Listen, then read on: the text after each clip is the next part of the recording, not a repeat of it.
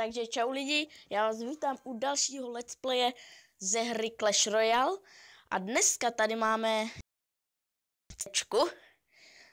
a je to Legendary Chest. Strašně se na ní česím, úplně hrozně moc. Chci, aby mi z ní padla princeska, nebo nějaký Lumber třeba, ale vůbec nechci minera. Protože minera mám, za prvé, kde ho mám? Někde tady prostě ho mám. A za druhé ho vůbec nepoužívám.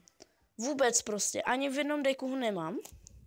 Je to, kdybych ho dostal, tak já fakt nevím.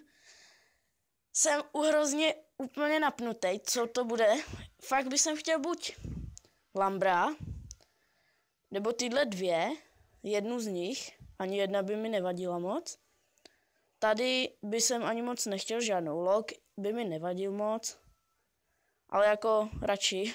A jinak jako Inferno Dragona taky na dvojku by jako moc, potom nějak moc netoužím. A z té Builders Workshopu, nebo z Areny 6 prostě, by jsem moc nechtěl kromě logu prostě.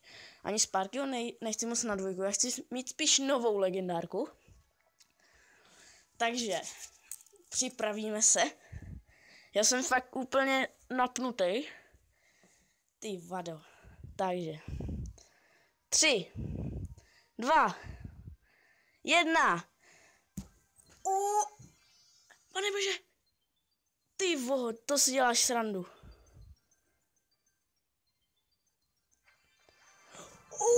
Yes, yes, yes, yes, já jsem na to klapnul, já jsem vůl. Yes, yes, yes, yes, yes. Yes, mám ho. Yes. Super. A teď se to pokusíme nějak vyfotit a nevím, proč mi blbne Wi-Fi. Jsem docela na dobrém místě, takže uděláme tohle.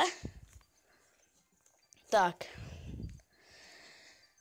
jsme dostali Lambra, jsem za ní úplně hrozně moc rád.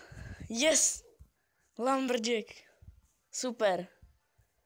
Ty vado, já myslel, že nám to spadne a ta česka se nám neuloží a ty vado.